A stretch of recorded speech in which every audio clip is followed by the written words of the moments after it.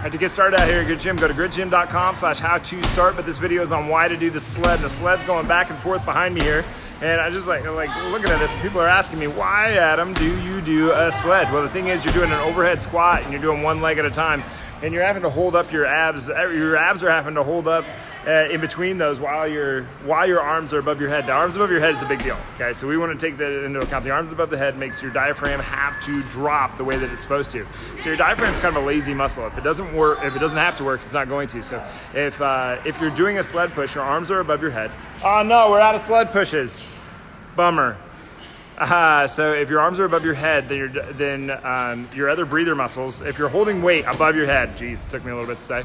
If you're holding weight above your head, your other breather muscles have to support your arms being above your head with that weight there. Okay, so they can't actually breathe for you, so your diaphragm has to drop while you're pushing a sled, and on top of that, you're using these huge muscles in your butt, in your legs, and in the rest of your trunk to move that sled. So it ends up being this huge heart rate activity, intense heart rate activity.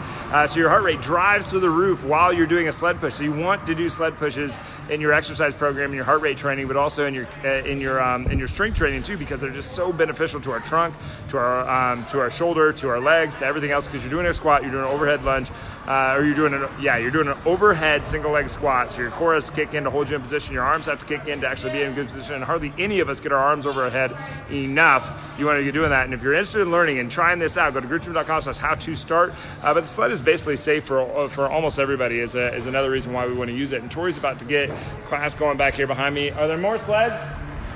Oh no! Is everybody sad that there's not more sleds? Look at that face. Did you see her? Did you see Madison's face? She's so sad that there's not more sleds. But you want sleds in your conditioning.